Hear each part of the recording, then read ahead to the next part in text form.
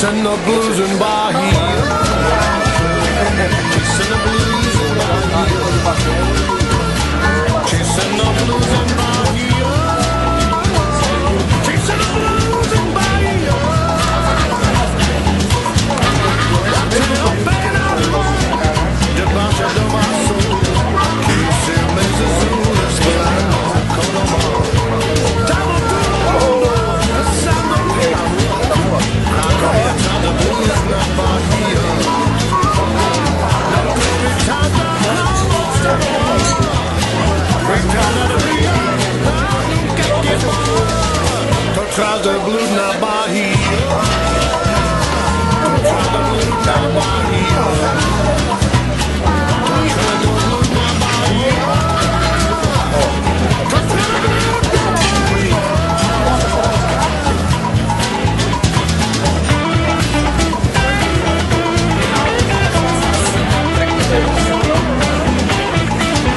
blues na Bahia.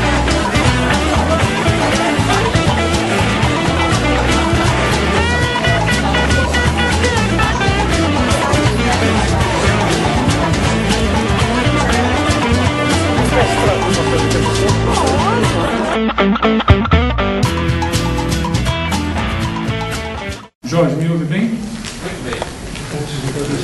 Serei muito breve. Tenho que dizer, na realidade, 3 coisas. Primeiro, contar um pouco para vocês como nasceu a origem dos lanchinhos. Tem muito tempo, praticamente a idade da nossa empresa, que são 26 anos, mas nasceram por causa disso. Ter eternamente um celeiro de boas ideias. Mais do que isso, transformar ideias em resultados, baseado em uma das muitas máximas que temos, que quanto mais realizamos, mais felizes somos. Há poucos dias encontramos um vídeo fabuloso, fantástico, um vídeo que toca nos lanchinhos e que toca sobretudo, Geider, na essência da nossa empresa. Todos nós somos diferentes, mas queremos ser diferentes. Quando você assume isso, as chances da sua felicidade acontecerem são maiores. Prestem atenção aos detalhes desse vídeo. Moisés, por favor. Há 5 anos, venho investigando a questão sobre de onde vêm as boas ideias. Acho que é um problema pelo qual todo mundo está intrinsecamente interessado. Queremos ser mais criativos, queremos ter ideias melhores, queremos que as nossas organizações sejam mais inovadoras.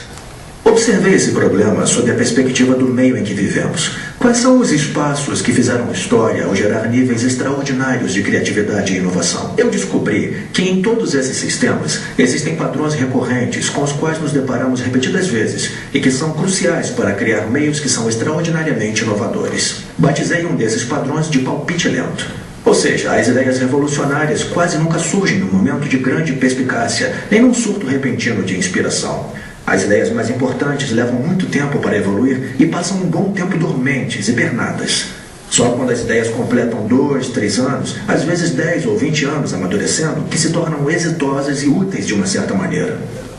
Isso ocorre, em parte, porque as boas ideias normalmente surgem da colisão entre 2 palpites menores, que formam, portanto, algo maior do que eles próprios. É comum observar na história da inovação casos de alguém que tem metade de uma ideia. A grande história da invenção da internet e Tim Berners-Lee. Ele trabalhou 10 anos nesse projeto, mas no início ele não tinha uma visão completa do novo meio que acabaria inventando. Ele começou a trabalhar num projeto secundário que lhe ajudasse a organizar os próprios dados, mas acabou descartando o projeto depois de alguns anos e começou a trabalhar em outra coisa. Só depois de 10 anos surgiu a visão completa da internet. É assim, com muito mais frequência do que imaginamos, que as ideias surgem. Elas precisam de um tempo de incubação e passam um bom tempo nessa forma de palpite parcial. Outra coisa importante ao considerarmos as ideias dessa maneira é que quando elas ganham forma nesse estado de palpite, precisam colidir com outros palpites. Geralmente, aquilo que transforma um palpite em algo extraordinário é outro palpite que andou povoando a mente de outra pessoa. Temos que pensar em formas de criar sistemas que permitam que esses palpites se unam e se tornem algo maior do que quando eram partes independentes.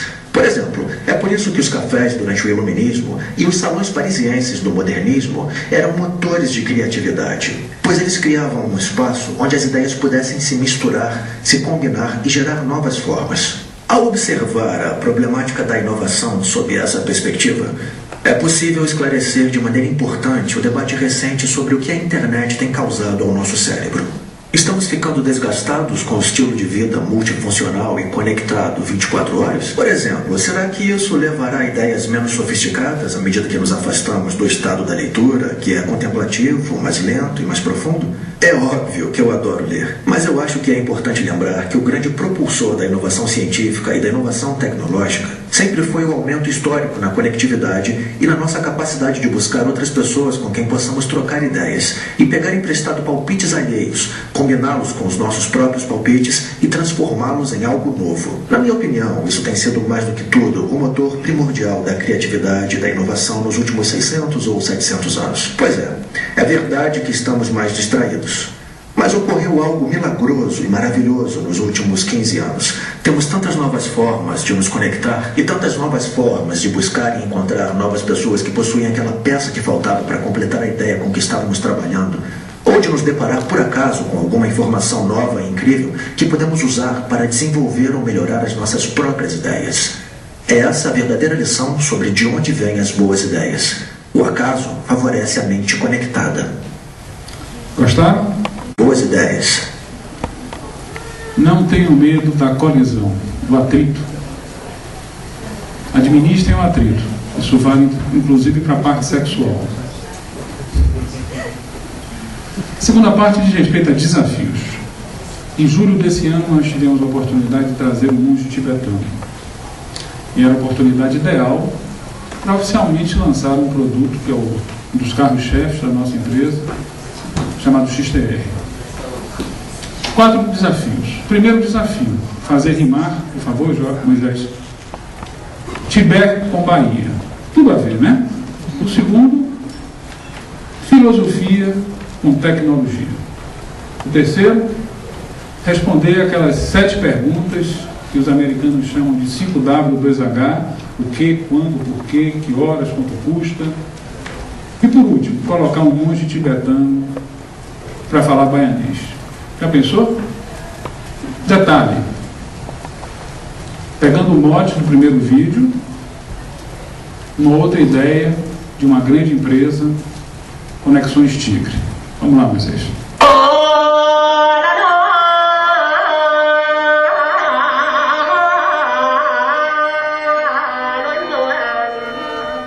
Mestre, vem aí tempos difíceis. O que fazer? Quando fazer? Como fazer? Melhor consultar o XTR. Correta. Obrigado, XTR. Vocês gostaram? Então vamos energizar um pouco, né?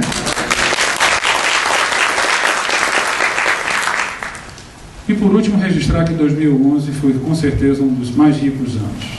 Nunca fizemos, talvez nunca tivemos uma densidade tão rica de pessoas. E são essas pessoas que queremos agradecer, como agradecer a presença de vocês nesses longos 30 anos. Esses foram os nossos fornecedores de ideias para os nossos celeiros de boas ideias. Não queremos só boas ideias, queremos também viver grandes momentos, celebrar a vida, aprender e, sobretudo, construir uma rica rede de relacionamento. Olha quanta gente de peso.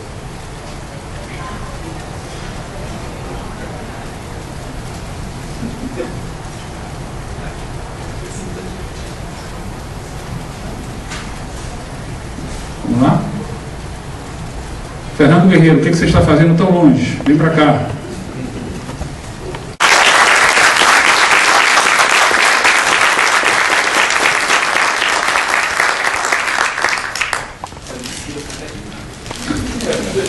Deixa eu te ajudar aqui. Tem microfone aí? Não preciso de desejar, mas boa sorte. Tá. Oi. Bom, vai ser um desconforto se eu pedir a vocês para chegarem mais para frente, né? Será? Pra gente ficar mais... Porque esse negócio de espécie me dá a sensação que a casa tá vazia, eu vou ficar deprimido. Então, se vier todo mundo para frente, eu fico mais animado. Vamos tentar ver se pelo menos a gente dá uma coladinha aqui.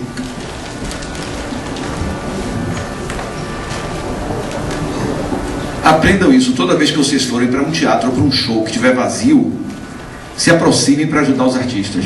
Porque se vocês ficarem na posição que vocês estavam agora, todo mundo entra e fala, meu Deus, não tem ninguém. E se tiver mais concentrado, anima. As pessoas fazem o espetáculo com mais animação, dizem assim, entendeu? Tem mais gente, a energia circula mais rápido. Bom, para a gente começar, primeiro eu queria agradecer a Consiste pelo convite, né?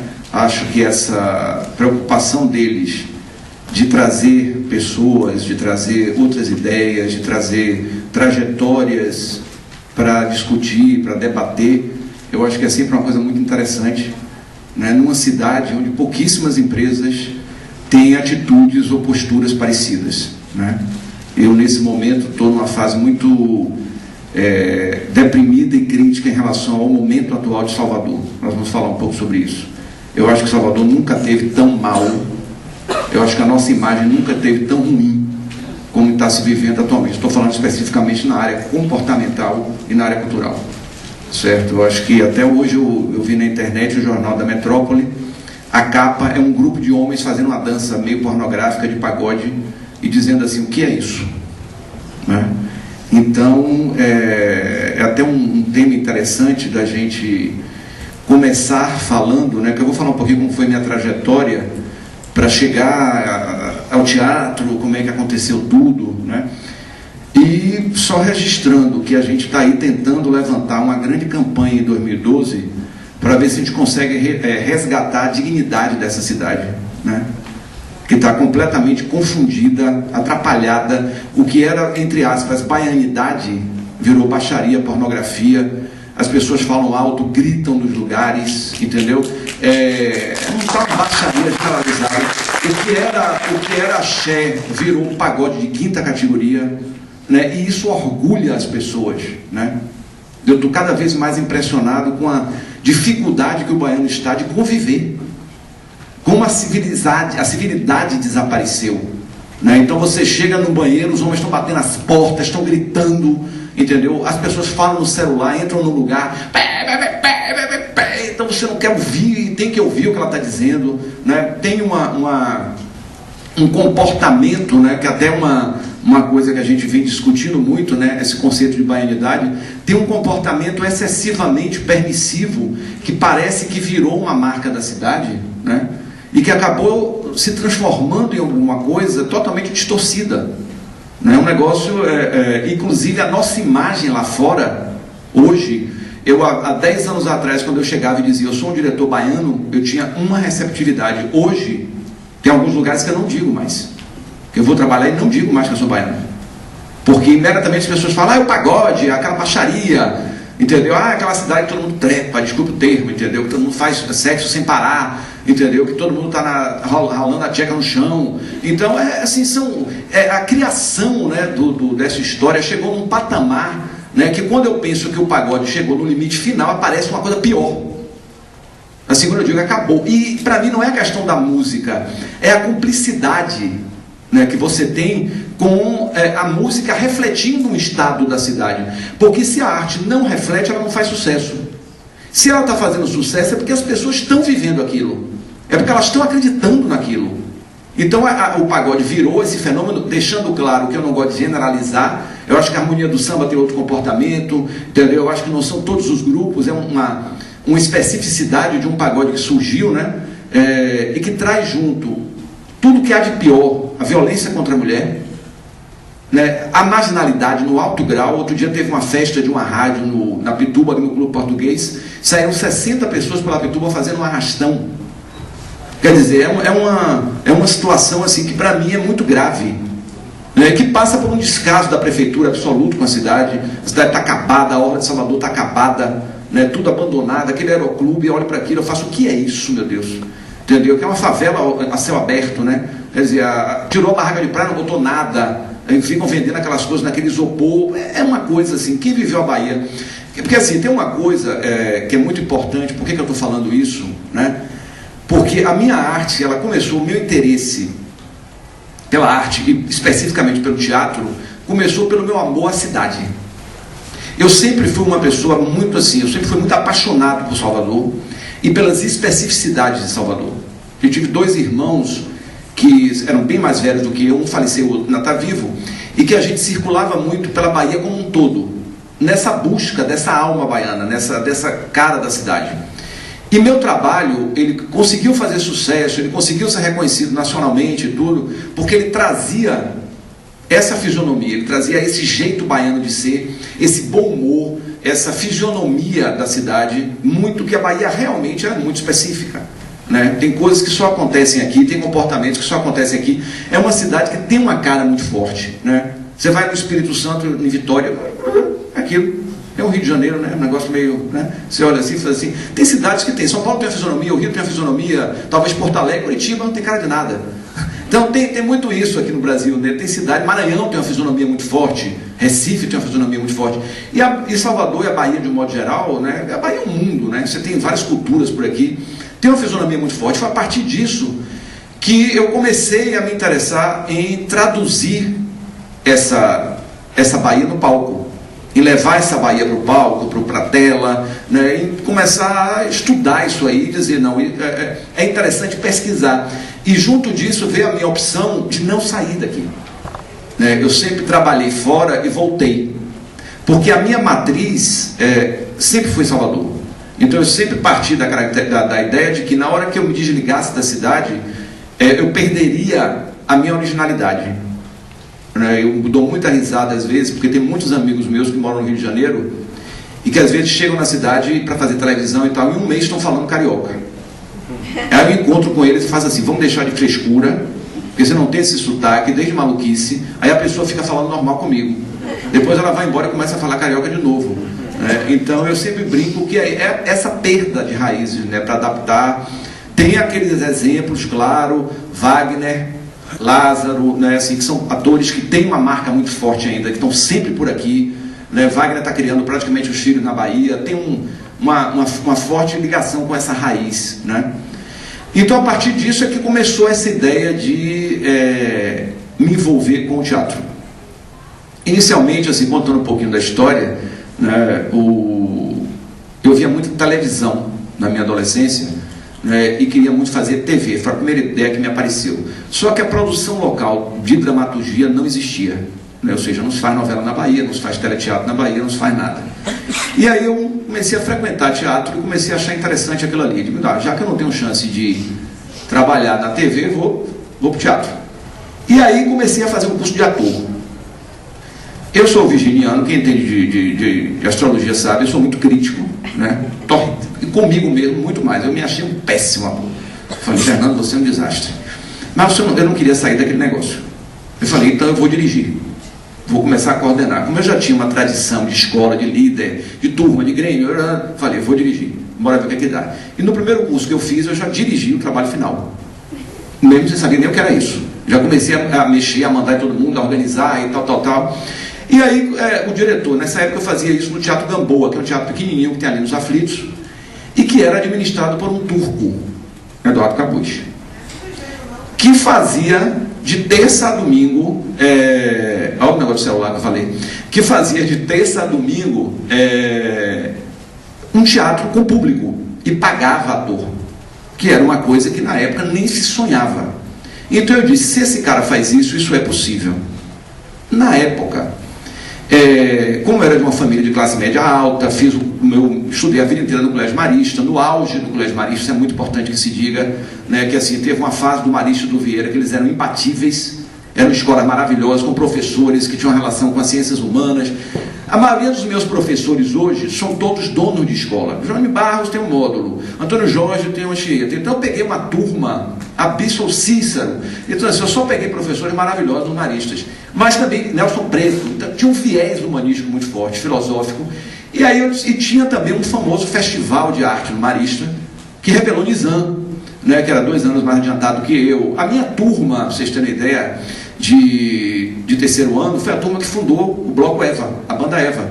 João era meu colega que faz o Roda Baiana comigo, Maurício Magalhães, Humphrey, Jorginho Sampaio. Então, uma turma, certo, que formou a Bahia, que desenhou um panorama na Bahia nos 20 anos seguintes. E todos eram colegas da mesma escola, da mesma formação.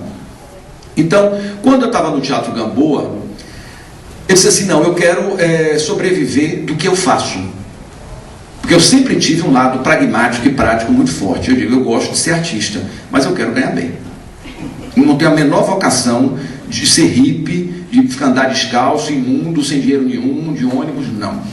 Então eu vou ter que achar uma forma de juntar essas duas coisas, né? E aí, na época, inclusive, tinha aquela coisa, pelo amor de Deus, teatro não faça teatro. Então eu formei economia, né?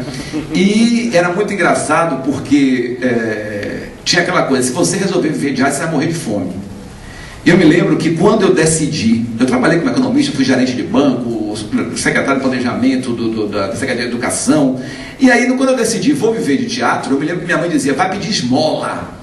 Aí eu sonhava, eu tinha pesadelo, eu pedindo esmola à porta da igreja de Nazaré.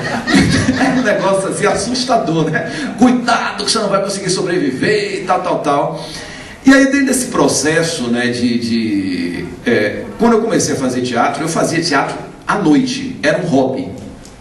A gente, durante o dia, tinha a vida normal, né, assim, tipo, e aí, a partir, minha mãe dizia assim, pelo menos se forme, né, depois você faz o que você quiser. Todo mundo já ouviu isso na minha geração, né? Primeiro canudo, depois você descamba, vai fazer o que você quiser. E minha mãe tinha um método terrível comigo, que é assim, 2 métodos que ela usou. Primeiro, com relação às drogas na minha adolescência.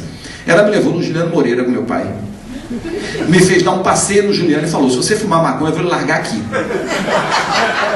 Eu tinha 8 anos ou 9. Quando eu vi aquele monte de maluco imundo, eu falei, eu não quero vir pra cá. Então eu não vou fumar maconha mesmo, porque eu vou ser largado aqui, vai ser uma coisa muito desagradável. Aí toda vez que alguém me oferecia um baseado, eu dizia, ó, Juliano. Aí voltava, dizia, não, obrigado. Senão eu vou pro Juliano. Depois, na época da faculdade, né, como eu sempre fui uma pessoa muito crítica, muito debochada, minha mãe dizia, olha, você pode ficar maluco, fazer alguma besteira e vai ser preso. Na época, se eu já tivesse um diploma de nível superior, eu ficaria numa cela com TV a cores. E se eu não tivesse, eu ficaria numa cela com 20 homens. É terrível. Então, aí eu falei, não, então eu tenho que me formar realmente, porque se eu for preso, eu vou para a cela com TV a cores. E não vou para a cela com os 20 homens. Então, tinha umas coisas lá em casa que eu achava cruéis, hoje eu agradeço, eu acho que foi muito interessante esse processo. Eu me formei em 3 anos e meio, nunca fiz uma prova final, foi um recorde. Porque eu me lembrava da cela e disse, não, deixa eu terminar logo esse curso, que se eu fizer alguma besteira por aí, eu vou passar ela com TV a cores. E aí formei economia, o que acabou sendo muito interessante, porque eu brinco sempre que eu não me considero um gênio, nem um cara genial, eu me considero um grande administrador. A minha carreira foi toda pautada nesse senso de administração que eu tenho, de perceber a hora certa de lançar o produto X para o público Y, patrocinado com tal grana que vem de tal lugar, que vai custar X e que vai permanecer em cartaz durante tanto tempo. Então, eu sempre tive um lado empresário muito forte, né? E o diretor de teatro, na verdade, ele tem que ser um grande administrador. Além de administrador, ele é psicólogo, né? Ele é pai de santo, ele tem uma série de características para lidar com as vaidades, porque se numa empresa você lida com vaidades, na arte você lida com elas potencializadas ao extremo. Então a gente também tem que ter, além de uma noção administrativa, tem que ter um cuidado muito grande com o acompanhamento psicológico de um elenco, né, que vai trabalhar com você, porque tem atores que você não pode comentar o trabalho dele na frente dos outros, tem atores que você tem que elogiar sempre, certo? Cada um tem um perfil e você tem que ir administrando isso, né, porque senão você não consegue estrear uma peça, e por motivos os mais bobos possíveis, porque ali há uma exposição. E talvez seja o elemento mais inseguro que eu já conheci na vida, são os atores. Assim, e quanto mais famosos, pior.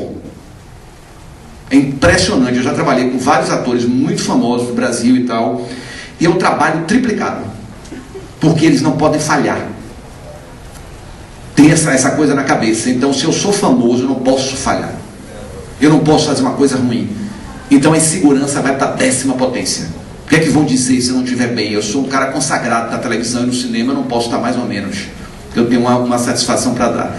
Então, da junção dessas coisas todas, eu optei por fazer teatro, comecei a dirigir, e aí veio uma outra característica, além do meu tino administrativo, que é essa relação que eu tenho com o humor, né? Que é uma coisa também assim, que foi, na verdade, a minha marca registrada, sempre.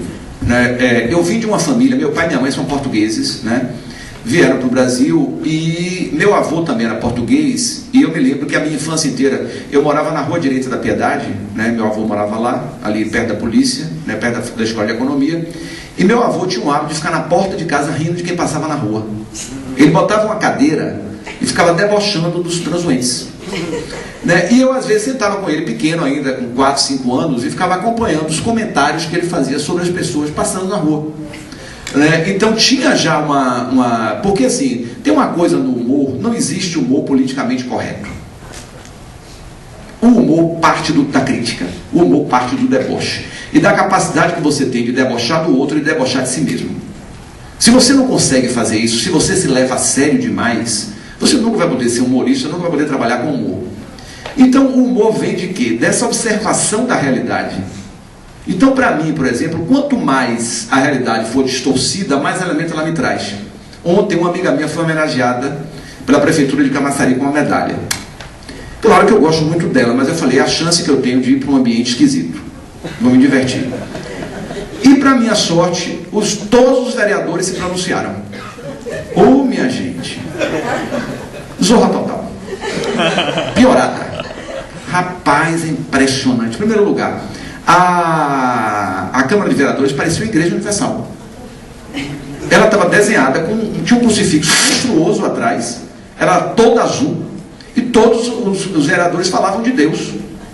Eu disse, misturou tudo, acabou o Estado laico, né? Não existe mais, isso aqui é culto, daqui a pouco eu vou mandar rezar.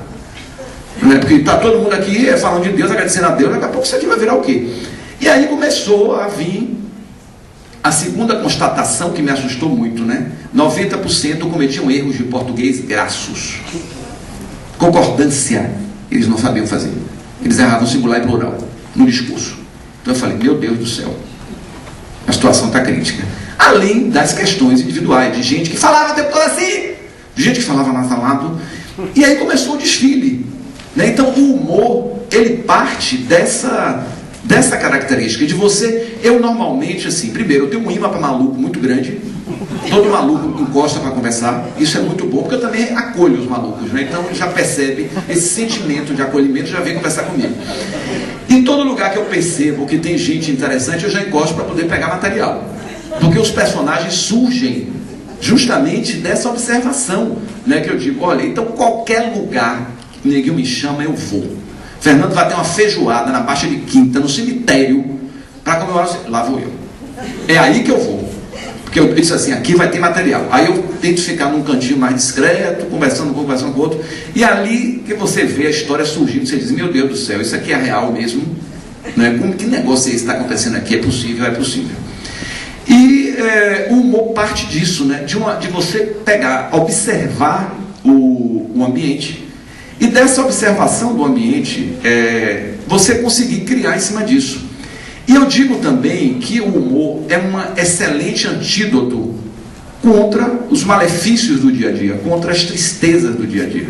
Porque se você consegue viver sua vida tirando partido do que a vida lhe dá de tropeço, muito melhor. Não é? Porque assim, sabe, você imagine, eu digo sempre, né, já está provado, inclusive cientificamente, que o indivíduo bem-humorado, ele vive mais, ele tem menos propensão a ficar doente. Por quê? Porque assim, eu olho para algumas pessoas, assim, eu olho para elas e eu digo, meu Deus, como essa pessoa está triste, como essa pessoa está deprimida, entendeu? Porque tem pessoas que têm vergonha de sorrir, tem pessoas que têm vergonha de rir, de debochar, de brincar, que aí vem até por lúdico, né? Às vezes até não teve infância, não sei lá o que aconteceu, né? Mas assim, você conversa com elas sobre um determinado assunto, elas não conseguem rir, elas não conseguem ter uma visão que não tem nada a ver com seriedade. Preste atenção, porque as pessoas confundem muito. Inclusive elas dizem muito assim, se uma pessoa se diverte trabalhando, ela não está trabalhando. Que é uma outra associação equivocada de trabalho com dor, de trabalho com sofrimento. Então eu tenho que trabalhar a semana inteira numa coisa que eu não gosto, para encher a cara na sexta, no sábado e no domingo. Então durante a semana é um sofrimento. Aí na sexta-feira eu começo a beber, né? E aí eu vou para a festa do bloco, eu me acabo todo, eu namoro com 50 pessoas. Aí chega na segunda-feira, eu volto arrasado para o trabalho, com aquela cara terrível, né? E começo uma nova semana para viver aquela semana de terror, aguardando o final de semana. Quando você pode perfeitamente levar essa diversão, Né? Porque eu acho que tem uma coisa aí que é importante a gente falar, que é a medida. Tudo em excesso, para mim, é um equívoco. Então eu acho que quando você se diverte demais, tem alguma coisa errada. Eu sempre digo que toda festa que chega em um determinado patamar, ela pode virar uma tragédia brincando. Né? Porque é uma coisa você se divertir, outra coisa é você enlouquecer na diversão e você chegar num patamar que um cara pode virar para você e dizer uma coisa e você querer matar o cara. E você está ali brincando, se divertindo. Mas por quê? Porque é o excesso.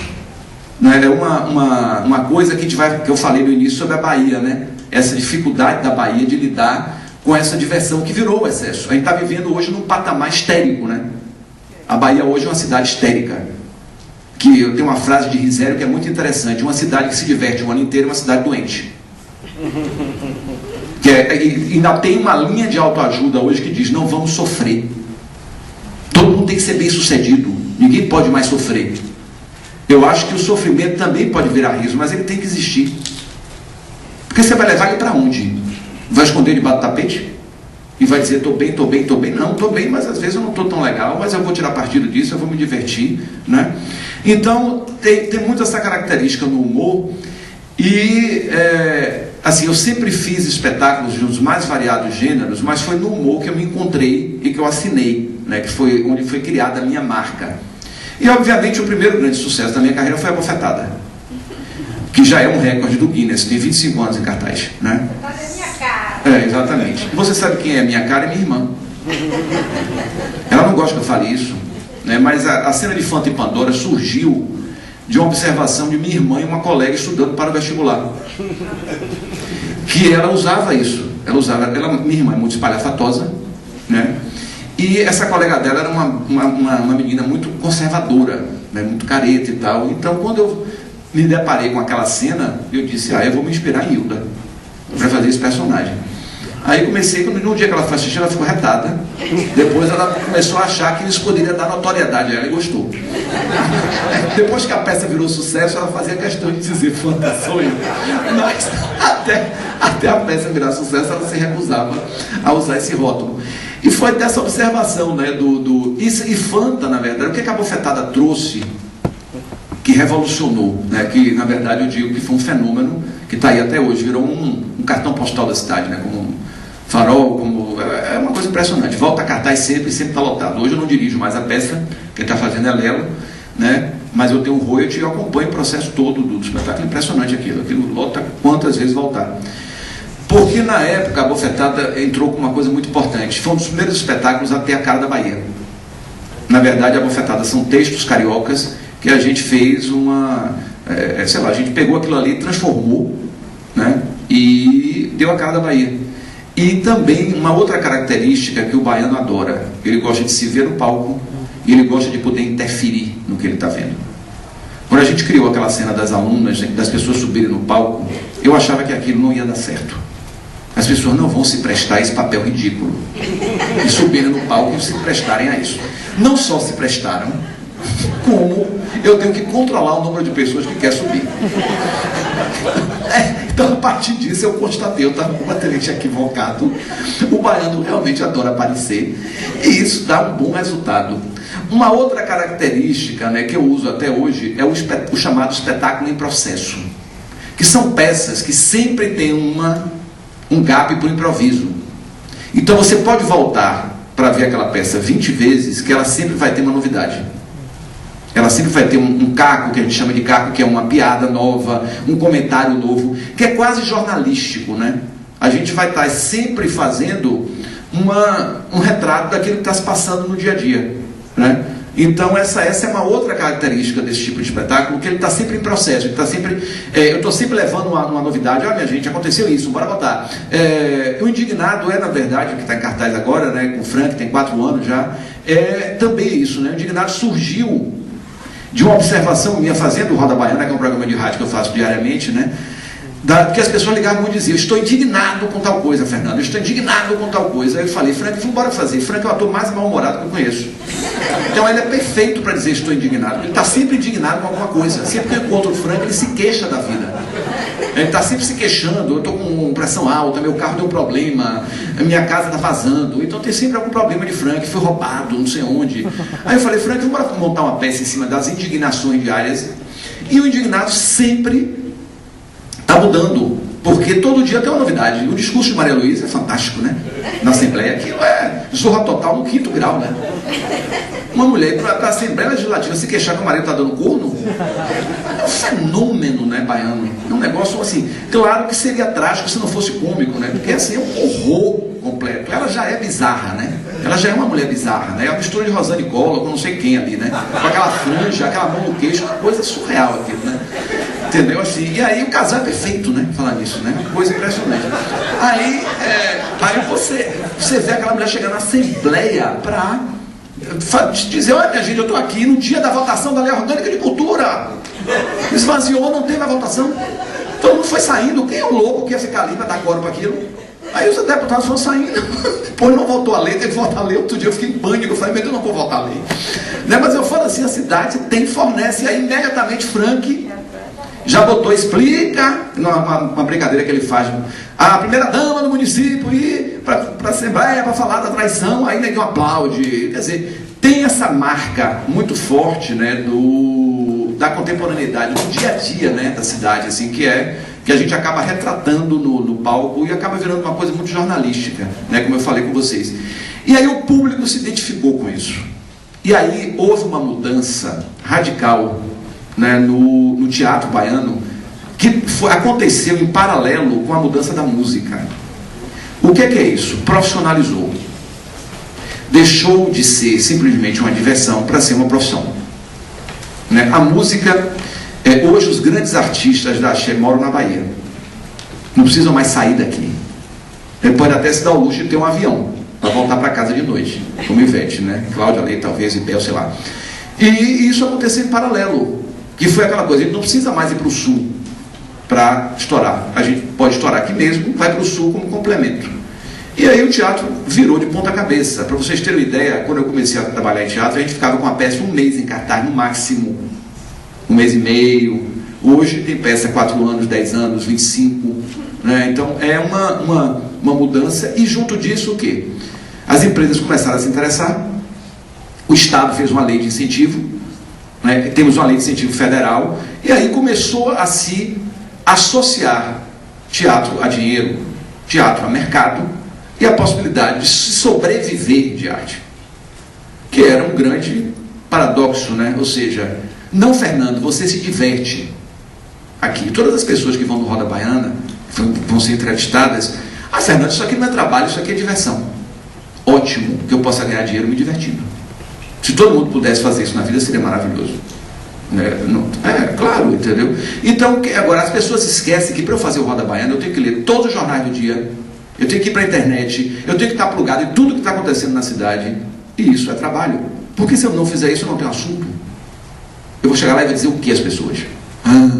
Ontem, como o povo fica no Facebook, acordei e fui para o banheiro, essa doença, né? Minha filha chorou, fiz um cozido. Pelo amor de Deus. O cozido está sem sal. Que é isso? Entendeu? De que vida vazia, miserável. Não, a minha maior diversão atualmente, porque eu cheguei em 5 mil no Facebook, minha maior diversão agora é deletar pessoas. Aí eu toda noite eu fico deletando pessoas, né? E aí eu deleto, assim, quem só fala de festa de bloco e quem só fala dessas besteiras. Entendeu? Aí eu vou cortando. Eu digo: meu Deus, essa pessoa só tem isso, só fala de meu filho chorou. Meu filho adoeceu. Entendeu? Minha mulher hoje está zangada. Que vida é essa, meu Deus? Entendeu? Não tem assunto. Então fica um negócio meio esvaziado, né? Eu digo: meu Deus, que zorra é essa? Mas então tem uma coisa muito forte assim: é pesquisa. Para chegar lá no rádio, ter 1 hora pela frente, apesar de ter 2 companheiros maravilhosos de programa, eu tenho que saber o que está acontecendo. Como também eu tenho que saber o que está acontecendo para definir minha próxima montagem, para definir o que é que vem por aí.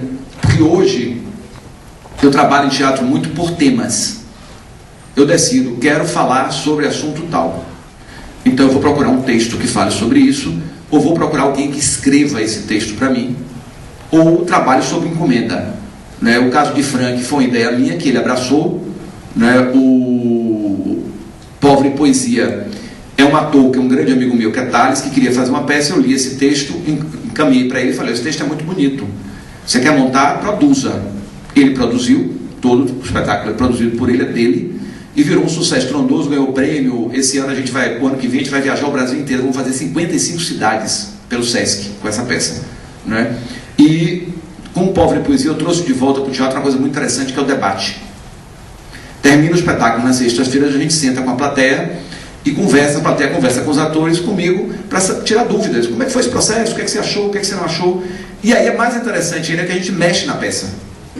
A partir dessas conversas, a gente olha, está muito repetido, que as pessoas não estão gostando disso aqui, vamos para mexer. E vai transformando. O Alugue Minha Língua, que é um espetáculo que fala do erotismo, surgiu de uma observação minha também, de que as pessoas estão cada vez com mais dificuldade, principalmente a nova geração, de estabelecerem vínculos afetivos, né? Então, existe uma geração do ficante. E uma geração de amigos meus estão falando com a mãe aos 40 anos. Casa logo, né? Oficializa, né? Faz logo incesto. Eu encontro pessoas, quantos anos você tem? 44, mora comigo, com minha mãe. Eu digo: o que é isso? Aí não consigo ficar com mulher nenhuma, não consigo ficar com ninguém. Aí vai para festa de bloco de boné, né? Você vê um cara de 50 anos de idade, boné, indo para festa de bloco. O que é isso, minha gente? É Peter Pan? É síndrome de Peter Pan, né? O cara, eu acho que ele vai voltar para trás, vai ser enterrado no berço, né? É porque não avança, né? Retrocede, daqui um dia dá de chupeta na boca, dançando na rua, de fralda, né? É muito interessante isso, né? A negação do amadurecimento, né? Que a Bahia é um território fértil para isso, né? Porque você pode dançar no carnaval até morrer, né? E aí aquela história, aí vem junto uma outra coisa: vou estudar para concurso. Qual é a sua vocação na vida? Fazer um concurso. O que é isso? Entendeu? Ou seja, o cara pode fazer um concurso como um suporte financeiro. Agora tem pessoas, o que você gosta de fazer? Não sei. Eu não tenho profissão, eu me formei em direito, agora eu estou correndo aqui para ver se faço um concurso. O que é isso? É uma geração sem ideologia, sem nada, né? Porque não tem o que gosta de fazer. Quer ficar 6 horas por dia ali enrolando no Serviço Público Federal, ganhar uma grana, ficar seguro e acabou. Não tem vocação, não tem nada, né? E aí, a partir dessa observação dessas dificuldades dos relacionamentos, e uma outra coisa, uma vez eu entrei numa sala de bate-papo na internet e eu percebi que as pessoas estavam substituindo o rosto por órgão genital. Aí eu falei: como é que eu vou conversar com o peito? Que loucura é essa? Aí eu falei: eu tenho que falar sobre isso. Aí comecei a pesquisar esse universo do erotismo, da pornografia, associado à solidão, né? Que é uma coisa muito importante, né? Que essa relação é uma relação muito importante. Cada vez mais as pessoas namoram, ficam, e estão sós, cada vez mais sós. E o buraco vai descendo, né? Vai cavando, né? Numa noite você quer 10, na outra você quer 15, na outra você quer 20. Mas aí, 2 dias você não quer mais ficar com ninguém, você não quer mais. Porque todo relacionamento amoroso implica sofrimento. Não tem jeito, não tem como você casar, se apaixonar por quem quer que seja sem a possibilidade de sofrer. Você pode ser abandonado, você pode abandonar, né? Então as pessoas não querem, voltando para aquela história da alegria, né? Eu tenho que ser alegre a vida inteira. Então eu tenho que pular, dançar, namorar, mas eu não posso me aprofundar. Aí tem um menino lá na Vila Forma, que é um mar na Vila Forma, eu digo que é um grande manancial para mim de observação, né? Assim também, tem um menino que eu chamo ele de Pedrinho do Sítio, né? Assim, porque ele tem exatamente isso, ele acho que ele é policial, ele tem quase 50 anos, e ele chega na academia gritando todos os dias: peguei não sei quantas mulheres, foi pra festa do bloco tal, entendeu? Com um boné na cabeça. Aí depois eu fui descobrir que a mulher largou ele de um corno, e que ele não consegue conviver mais com a possibilidade de namorar com quem quer que seja, porque ele tomou esse corno e não superou nunca mais. Entendeu? E aí fica nessa histeria, né? De pega uma, pega duas, pega 3, para dizer que está jovem. Em algum momento ele vai dar uma depressão horrorosa, né? Porque esses tipos sempre somem. Tem um momento que o cara desaparece. Eu perguntei o que aconteceu, deprimiu. Dava uma depressão horrorosa. Porque vai, um dia cai, né? Um dia cai na real, sabe? Um dia tem um problema na perna, porque a idade chega, né? E não consegue mais pular, aí faz, tô velho, aí deprime de vez, né? Não consigo mais ir pro bloco e tal. Então aí o Alugue Minha Língua surgiu dessa observação. O Gil Vicente Tavares, que é um dramaturgo, filho de um grande intelectual da Bahia, que é o Dado Tavares, né? Falecido, já um grande poeta, um grande escritor, estudioso, fez esse texto para mim. E a gente debate também no espetáculo e tal, né? Sobre isso. E agora em 2012 eu vou fazer um espetáculo os 100 anos de Jorge Amado, né? A família me convidou para dirigir o espetáculo de comemoração. Eu vou fazer o Sumiço da Santa, fazer uma adaptação do Sumiço da Santa para o teatro, né? Porque eu adoro Jorge, tive contato com Jorge, vários contatos, né? Porque nos 80 anos de Jorge eu montei Dona Flor e Seus Dois Maridos e tive o prazer de ver Jorge na estreia e conversar muito com ele sobre a minha montagem. E é impressionante a perspicácia de Jorge Amado, dizendo assim: olha, tal cena eu gosto, tal cena eu não gosto, mas você pode deixar, porque eu não posso me meter porque o trabalho é seu. Mas eu acho que isso aqui, ele falou uma coisa muito engraçada, né? Porque o personagem de Vadinho, quando ele volta como espírito, ele volta nu. E todas as vezes que se montava isso, se cobria, botava um tapa-sexo. Aí Jorge Amado, finalmente eu vi a rola de Vadinho. Porque eu não aguentava mais ver Vadinho capado. Toda vez que ninguém montava essa peça, botava Vadinho de sunga. Que negócio é esse? E aí o Jackson Costa foi um ótimo parceiro, que eu falei: Jackson vai ter que ser nu. Como é que vai ser isso? Ele fez: eu tô nem aí, embora. E aí Jackson fez a metade da peça nu. Só que as pessoas esqueciam, porque botava ele de terno sem cueca, era uma coisa estranhíssima, com um sapato e meia, porque Vadinho era um sátiro, né? Um debochado, né? Então eu inventava mil coisas, botava enrolado no lençol, ia passando, e Jorge falou isso. A primeira coisa que ele me disse foi assim: finalmente alguém botou Vadinho nu. Eu não aguentava mais aquela censura, né, em cima de Vadinho. E aí eu vou fazer o Sumiço da Santa e continuo com o rádio, né? Assim, uma coisa importante de eu falar, que o rádio foi uma coisa que entrou na minha vida de uma forma muito engraçada. Eu me considero um grande descobridor de talentos. Assim, quando você trabalha muito com uma coisa, você acaba percebendo que tem jeito para a coisa, que é uma coisa bem engraçada. Quem é que tem jeito para a coisa, né? Ninguém pergunta se esse cara tem jeito de viado, tem esse negócio, né? Será que vai dar para o negócio? Mas o ator, você percebe isso, né? Piaba, Piaba dava aula de educação física. Um dia eu chamei Piaba e fiz assim: Piaba, você está perdendo seu tempo. Vai fazer humor, menino, que você vai ganhar um triplo. Eu faço seu primeiro espetáculo, depois não faço mais. Aí eu fiz o primeiro espetáculo de Piaba, Piaba virou esse fenômeno aí hoje, né? Tem gente que gosta, tem gente que não suporta, mas é um sucesso estrondoso, é um talento indiscutível, né? E Piaba era professor de educação física dando aula. Eu fui ver uma aula de Piaba e falei: Piaba, você está fazendo teatro, você não está dando aula. E estou até atrapalhando os alunos. Com esse monte de maluquice você fica falando. Então é melhor você canalizar isso e ir para o palco. E Oswaldo Mil, né, que é um ator que fez a primeira versão de Cafajeste, era radialista. E eu conheci o Oswaldo na Salvador FM, fazendo teatro no rádio. Aí um dia eu fui lá e falei: Oswaldo, vamos embora fazer uma peça comigo, que você é ator, não pode ficar fazendo no rádio, não. Aí o Oswaldo virou ator. E fez Cafajeste, virou um sucesso. E uma certa feita o Oswaldo voltou para a cidade e resolveu ter um programa de rádio novo. Aí começou a fazer um programa na metrópole aos domingos, chamado Radioativa. Era um horário horroroso, domingo de meio-dia às 3. E o Oswaldo me chamou um dia para ser entrevistado, na estreia do programa. Você vai ser entrevistado. Mário Kertz ouviu essa entrevista e falou: Oswaldo, bote Fernando fazer o programa com você, que vai dar certo. Eu comecei a fazer esse programa com o Oswaldo. Eu fazia 1 hora no programa dele. E os ouvintes ligando. Aí começou a conexão loucura. Só ligava maluco. Aí eu disse: eu estou gostando, meu imã, estou gostando desse negócio. Estou gostando de fazer rádio por causa dessa coisa ao vivo. É adrenalina pura. Porque rádio, você pode ouvir qualquer barbaridade. É vulnerabilidade total. E a adrenalina é essa. O telefone toca, ninguém faz: oi, eu faço Jesus, o que é que vem por aí?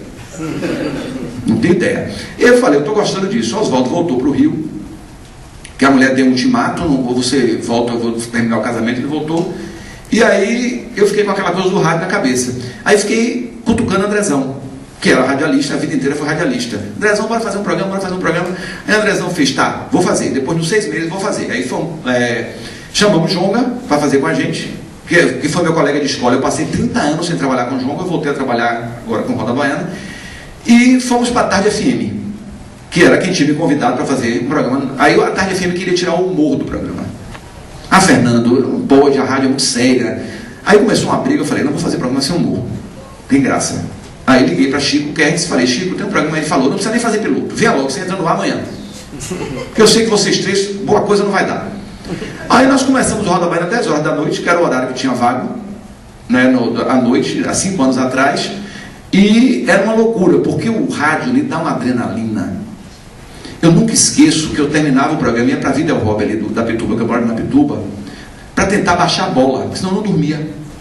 Porque era de 10 a 11, às vezes 11h15, e no rádio você tem que chegar assim, ó, pam, porque vem bomba de todo lado, então você tem que estar esperto ali para fazer aquilo. E eu terminava o programa assim, ó, sabe, e agora? Inclusive foi um dos motivos, eu não estou enxergando, está mostrando. 20 minutos. Pronto, beleza. Toda hora levanta uma coisa, não sei o que quer. Não sei o que ele quer. Vai fazer uma performance. Aí, é uma surpresa que a Consiste preparou para mim, vai dançar ali, fazer alguma coisa. Aí eu fiz esse programa um tempo na Metrópole, né? Começou de noite, depois eu vi que tinha um horário vago, 1 da tarde. Que Medrado começava 1h30, de 1 até 1h30, tinha um programa muito ruim. Aí eu futuquei lá, falei, vamos futucar Chico para ir para 1 hora, que é o horário ideal para o Ibope. Né? Já é isso que eu digo, o administrador junto. Né? 1 hora da tarde, todo mundo está no carro, vai ouvir o programa. Então, os horários quentes de rádio é o horário de engarrafamento. Porque todo mundo ouve rádio no engarrafamento e acabou. Ninguém ouve rádio em casa. Não existe. Aí eu consegui para 1 hora, Medrado chiou, mas passou para 2. E eu fiquei 1 da tarde, inicialmente sendo confundido com Medrado. Eu dizia, não é Medrado, é um sócia. Aí depois o neguinho começou a perceber que tinha uma diferença, que era muito pior do que Medrado.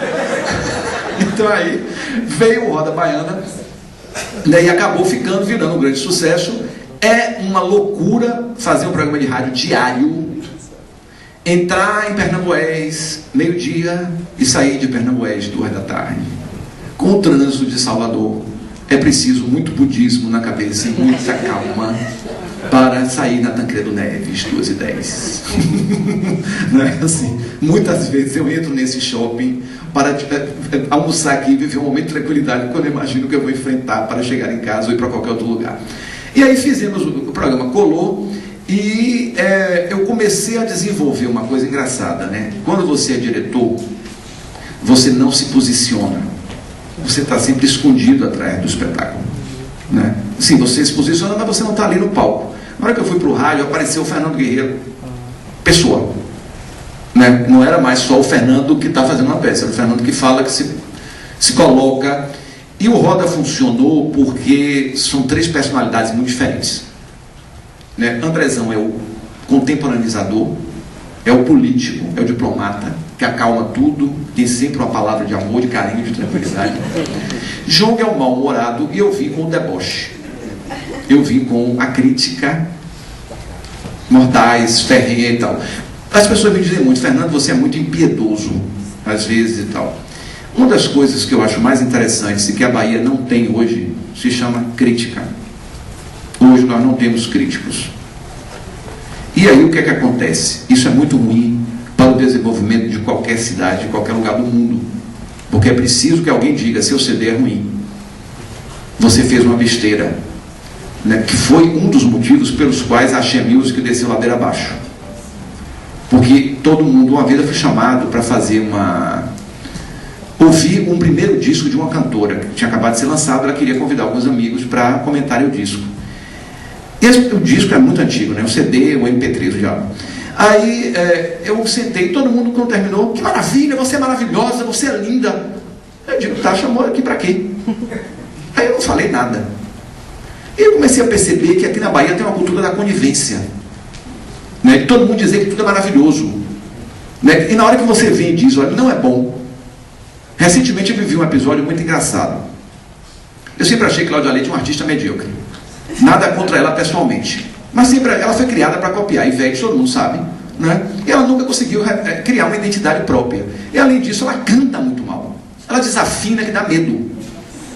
Que eu acho que é o mínimo que você pode exigir de uma cantora, que ela seja afinada, né? Não sei se já mudou isso, mas, né? Eu nunca esqueço que eu fui ver a gravação de Serginho Grossman na concha acústica do aniversário do programa. Todas as pessoas cantaram de primeira, a Cláudia Leite repetiu 4 vezes, depois chorou. Eu não conseguia cantar a música de Tim Maia, não entrava no tom. E aí tudo bem, o tempo passou, eu fiquei observando, reconheço que ela é um case de marketing. Para mim o sucesso de Cláudia Leite é um case de marketing para ser estudado na universidade. Eu não consigo entender. Eu nunca vou conseguir entender aquilo. Mas vamos embora. Tudo bem, é bonita, é gostosa, mas tem outras que são também. Tem carisma, né? E aí, recentemente, eu vi a entrevista dela na TV Bahia, né? Em que ela fazia um comentário sobre o negócio, eu sou negra também, eu convivi com Batatinha. Eu digo, não, que isso é essa, minha gente? O que está acontecendo nessa cidade? Agora todo mundo quer dizer que é negro? Entendeu? Porque eu andava na saúde. Achei tanta barbaridade. Cheguei no dia seguinte, fiz um post no Facebook, já que o Roda Baiana estava fora do ar, está em férias. Eu digo, eu vou botar um post no Facebook. Fui para a rua, porque eu só acesso o Facebook de manhã e de noite. Quando eu cheguei em casa de noite, tinha virado uma revolução. Tinham 300 comentários. Então eu virei um porta-voz, né? Assim, as pessoas faziam carta aberta para mim. Eu disse, que é isso? E aí eu recebi do Roda Baiana tinha chegado na rádio ameaças de morte dos fãs. Se você virar a esquina, eu vou estar esperando com escopeta. Você não escapa, desse final de semana você não passa. Eu falei, que é isso? E o pior, as ameaças tinham erros de português. Eu nunca esqueço que você é um mau caráter, com L. Eu disse, como será um bem caráter? Mas aí eu digo, eu não vou puxar uma nova polêmica, dizer que os fãs são analfabetos. Não. Deixa eu ficar quieto, né? Vou deixar o assunto pra lá, não vou mais futucar isso. Aí no dia seguinte, Andrezão leu esse comentário dos fãs e resolveu botar no Facebook um libelo, sei lá, contra o fato de estar sendo ameaçado de morte. E postou isso de madrugada. Eu já amanheci 8 horas da manhã com o meu telefone tocando. Você tá bem? Eu disse, a que tudo indica, sim, acabei de acordar, estou me sentindo bem. Você vai sair? Eu digo, vou. Eu tinha feito cirurgia de catarata, né? Eu fiz agora recentemente. É melhor porque você não aproveita para descansar. Você pode ser agredido na rua, disse minha gente, no momento que eu deixar de sair, porque os fãs de estão me ameaçando. É melhor mudar de cidade, né? Mas para vocês verem a que ponto o fanatismo chega. E a que ponto chega essa coisa de só pode... Aí um menino que é radialista mandou um e-mail para mim. Por que você está tão amargo? Eu digo, eu não estou amargo, eu acabei de fazer uma cirurgia, fui míope a vida inteira, estou achando tudo maravilhoso, entendeu? Estou bem com a vida, não estou amargo. Porque as pessoas confundem a crítica com a amargura. Como você está querendo destruir o artista, não é. Eu tenho intimidade com a Ivete, a vida inteira falei, seu repertório é muito ruim. Aquele show de Ivete no Madison Square Garden é uma tragédia, parece um Garibaldo aquela roupa dela. Aquilo é um horror, entendeu? Então assim, mas é artista que tem o maior poder de comunicação, é genial, é brilhante no que faz, entendeu? Assim, é muito carismática, canta muito bem, faz arranjos maravilhosos, mas assim, eu disse, olha minha nega, esse figurino seu, pelo amor de Jesus, tá parecendo um papagaio, não sei que porra é aquela. Entendeu? Ela correndo lá no outro com aquela roupa, dá medo. Você fica olhando, você faz, é Circo de Soleil, é Vila Sésamo. Né? Assim, né? Ela vai se pendurar, ela vai começar a emitir sons. Né? O que é que vai acontecer aqui? Então eu acho que aí essa coisa, né, beleza, essa coisa da crítica, né? Então isso vira, e eu ainda coloco, obviamente, a brincadeira junto, né? Eu sempre faço comentário trazendo um pouco da brincadeira. Então eu acho que é importante desenvolver essa possibilidade de você comentar as coisas também. Porque, na verdade, se criou uma rede de conivência, né? Então, assim, a TV Bahia tem pessoas que produzem carnaval. Então, aí se leva para o Bahia Meio-Dia agora, virou uma coisa impressionante. Eu não sei como a Rede Globo está deixando uma coisa dessas. Você liga a televisão Meio-Dia, você tem Bocão de um lado, você tem Varela do outro, e você tem todos os grupos de pagode da pior espécie da TV Bahia. Então é melhor desligar a televisão, eu sou o risco de você ter digestão. Né? Porque uma coisa, aí o pessoal diz assim, mas a gente agora está atingindo a classe C. Olha o preconceito. Que aí começa uma coisa perigosa, né? Toda pessoa que é da classe C e D tem mau gosto, só gosta de baixaria, aí começa uma grande discussão, que não é nem o caso de se fazer agora. Por quê? Porque a educação também está um terror nessa cidade, né, no Brasil inteiro, e a gente, em paralelo, né, desenvolve uma coisa, vamos oferecer o pior, porque o pessoal gosta do pior. E aí o pessoal se acostuma com o pior e vai querer o pior cada vez mais. E aí fica esse jogo, né, de para lá, é uma bola que vai e volta, que você não consegue sair nunca, entendeu? Porque as pessoas se acostumam naquela linguagem. E aí voltamos, para a gente encerrar, que eu acho interessante ouvir um pouco vocês, voltamos um pouco para aquela história, em que cidade nós estamos morando hoje? Em que essa cidade se transformou? Porque se você prestar atenção hoje, um programa como o programa de Bocão, apesar de considerá-lo um excelente jornalista, né, ele é um grande comunicador, eu não discordo dele ideologicamente, tenho que reconhecer que é um grande comunicador, você não tem mais isso no sul do Brasil. Ratinho virou outra coisa. São raros os programas desse tom, porque nenhum anunciante mais quer associar o nome dele a essas coisas. E a Bahia continua lotada de porcaria no ar. E dá uma audiência muito grande. Entendeu? Inclusive virou uma referência, né? Qualquer coisa que aconteça na cidade, ninguém diz assim, eu quero fotografar para mandar. Vou mandar o Bocão, vou mandar para Varela. Então, virou essa cidade bizarra, né? A tradução hoje da Bahia, infelizmente, é Bocão.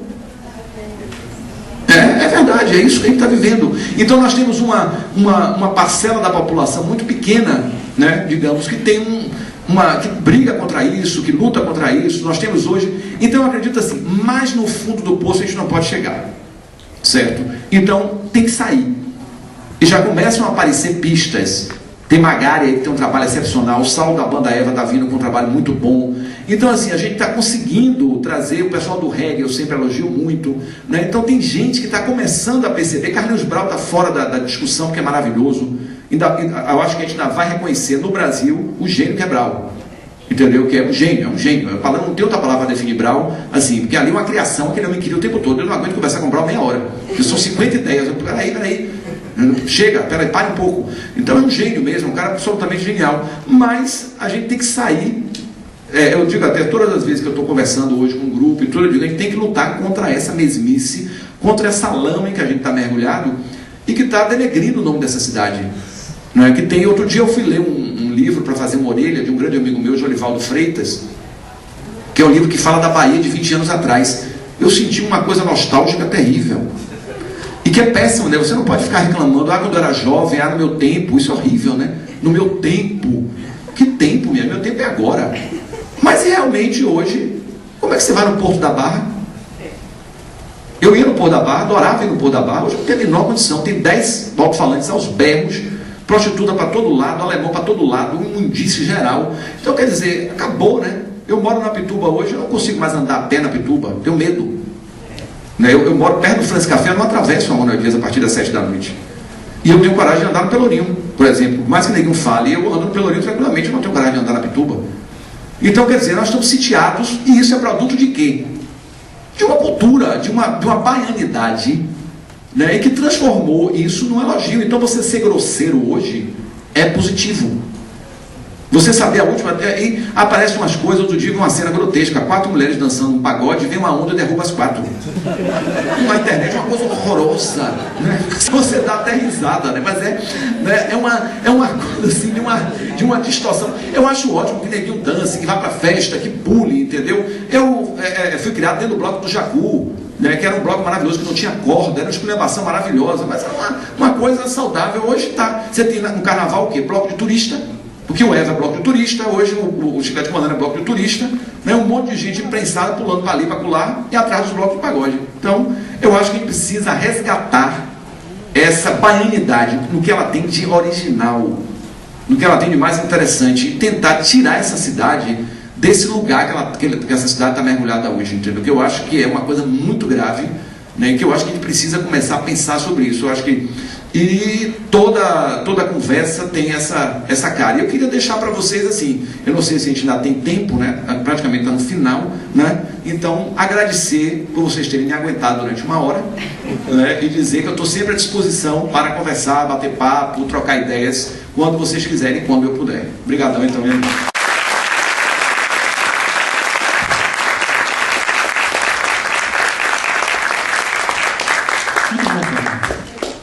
Nós temos uma pressão chamada Tempo Eterna, mas não podemos sair daqui sem pelo menos algumas perguntas.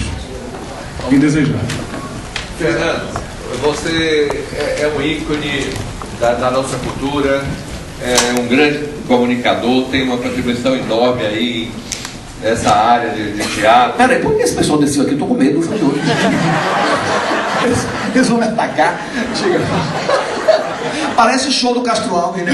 Todo mundo pela escada. Perdão, diga aí. Tá aí, Fernando.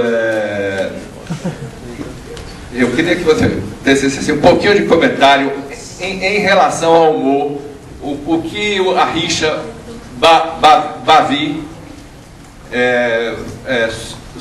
fornece assim de elementos para o humor, né? Porque em todo lugar tem rivalidade de futebol, daqui da Bahia. Mas aqui é muito especial, porque a gente na verdade tem uma torcida na Bahia que é uma torcida de doentes, que é a torcida do Esporte Clube Bahia, a qual eu pertenço, né? Que são pessoas que sofredoras eternas, mas absolutamente masoquistas, mergulhadas numa dor, mas não largam o osso.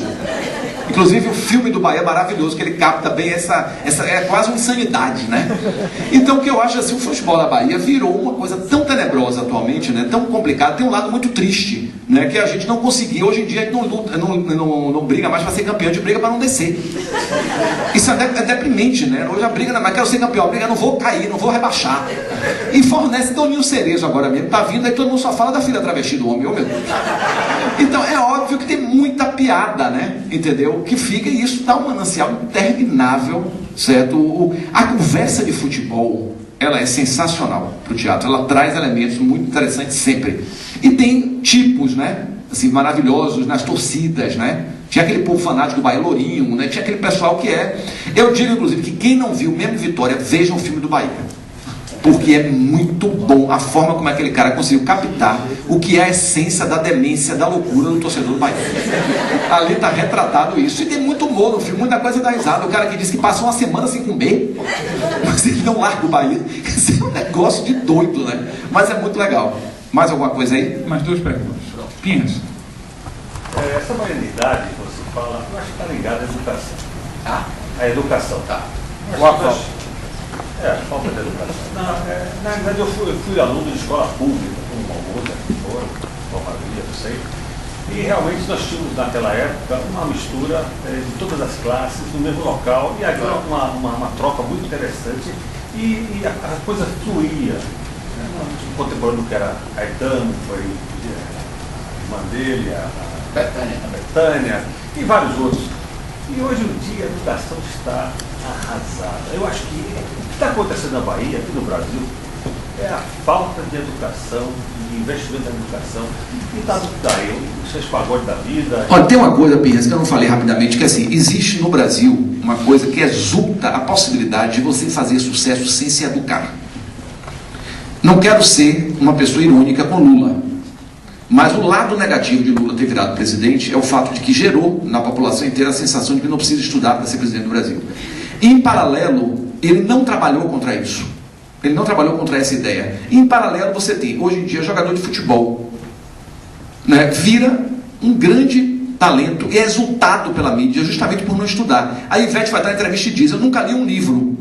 Aí vi um filho de Eike Batista recentemente e disse: o primeiro livro que eu li na minha vida foi o livro de meu pai.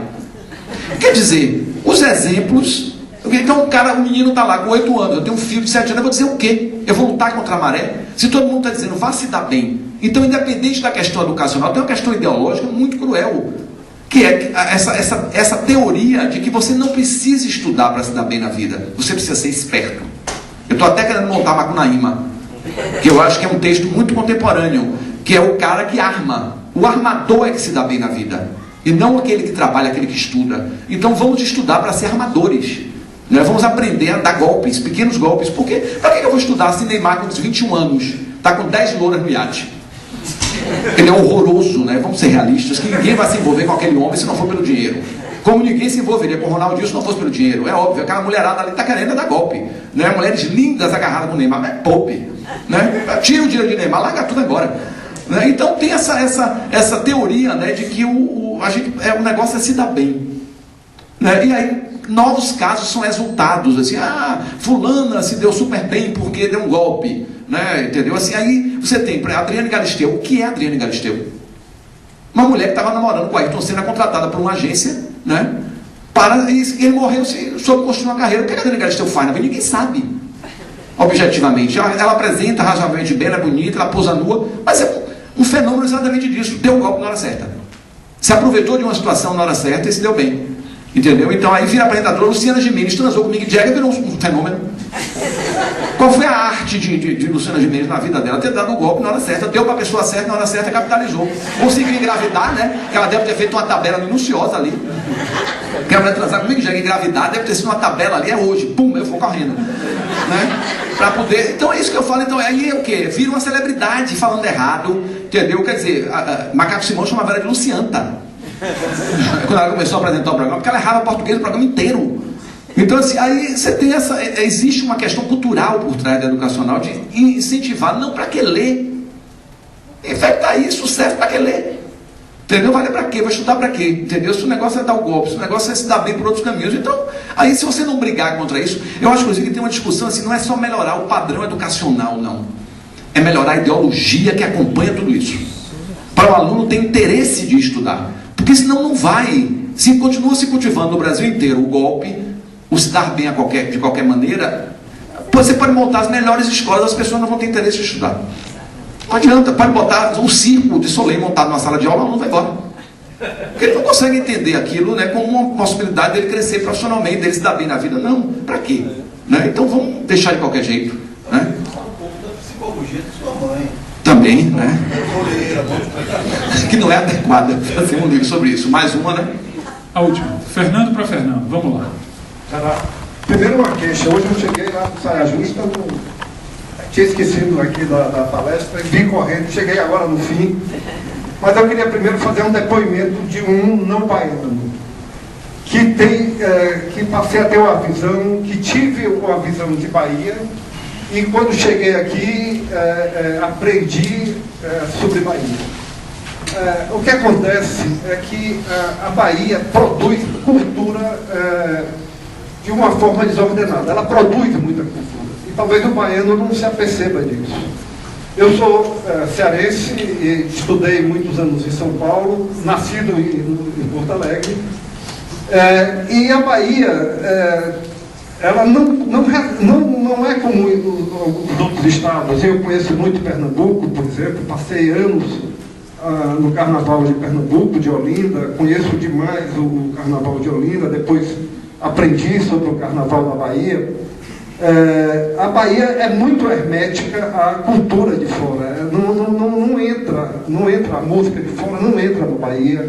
O rock não entra na Bahia. Os artistas do Sul para tocar na Bahia tem que estar com um artista baiano, senão não faz público na Bahia. É uma coisa completamente diferente do que é nos outros estados. A Bahia produz e consome o seu próprio produto. É lógico que tem o oportunista que faz porcaria, mas no meio disso tem muita coisa de qualidade. Talvez colocar um pouco de ordem nos produtores culturais, como você, extrair disso aí, porque como a Bahia está produzindo muito, e produtos de grande qualidade, como você falou, vem a reboque e o oportunista. E não é só isso. Vem um controle da mídia, por exemplo, da mídia de massa, né, que está associado ao produto de baixa qualidade. Então isso dificulta muito, porque, é claro, a gente tem um movimento de reggae na Bahia sensacional, mas que não chega na TV. Então aí o que acontece? Ele não vira uma coisa popular. Né? Então aí vem uma associação difícil, porque aí está controlado, e aí você consegue hoje já furar esse bloqueio com a internet. Porque muita coisa chega hoje, você tem essa democratização, né, que eu acho genial que a internet traz, que você pode consumir qualquer coisa, pode fazer sucesso, chegando na internet acabou. Então eu acredito, só fazendo uma correção, existem artistas que fazem show na concha acústica, por exemplo, lotados, que são os grandes nomes da MPB. Um Lenine lota qualquer lugar, um Djavan lota qualquer lugar, ainda temos esperança. Entendeu? Assim, tem grandes artistas, o Maria Bethânia lota qualquer espaço que ela for, Caetano Veloso lota qualquer espaço. Então a gente ainda tem uma geração, claro que a gente não vai botar 50 mil pessoas com esses artistas. Que, aliás, hoje, nenhum cantor de carnaval bota 50 mil pessoas em lugar nenhum. Pagodeiro bota. Artista de axé não bota mais. É bom deixar isso claro. Daniela não faz mais show cobrando ingresso. Cláudia nunca fez show cobrando ingresso. Não enche. Ninguém vai, é convite. É mentira, é balela. Entendeu? Enquanto que tem um detalhe, o pessoal que trabalha nessa média, né, de 5 mil, 3 mil, 4 mil pessoas, sempre tem público. Há 20 anos, há 30 anos. Aquele que vai para 50 mil, quando ele cai de vez, não recupera mais. Porque é o público que só quer novidade. Quando não é mais novidade, já não vai mais. Que é outra história, também levaria um tempo enorme para a gente conversar sobre isso. Mas vamos nós. Bom, nós temos que encerrar, mas eu preciso fazer ela. Apresenta a nossa equipe. Vocês viram que nós preferimos trabalhar com pessoas do sexo feminino. Diga o nome de cada uma das pessoas aí, ela levanta o braço. Vamos lá, rapidamente. Maria Helena. Ana Helena é grega. Adriele, escondidinha ali, Juliana, Valdeir, ali, Cristiane, Fabrícia, Rose, Gabriela, Virgínia, Cíntia, Joseane, Alex, eu, Graziela, Darlan, Moisés, Jorge, Marcos. Bom, o segundo é fazer o seguinte. Resiniel. Vamos fazer um pedido a todos vocês. Nós vamos tirar uma foto aqui com o Fernando para registrar isso e desejar a todos uma boas festas. A entrega da sua lembrança para que você não nos esqueça nunca mais. Fernando, eu também me divirto trabalhando, apesar de não fazer teatro, né, com esse tanto de maluco aí. Esse é um presente da Consiste para você. Obrigado. Pode abrir? Se você quiser. Não, só que tem uma briga. É aquela história do amigo secreto, né? Você tem que abrir só assim. Não tem risco de Como é que vai fazer embaixo assim? Quer fazer pra lá? Eu acho que se nós ficarmos aqui, todo mundo se levantar, a gente vai tirar uma foto excelente. Nos ajudam? Ficamos de pé para todo mundo sair da foto? Bora. Marcos, dirija a cena aí da frente. Melhor você ficarmos aqui ou ficarmos embaixo? Ficarmos embaixo, né?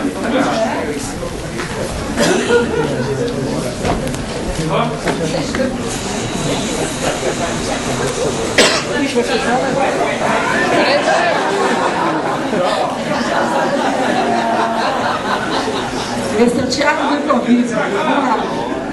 Vem, Mariana. Peraí.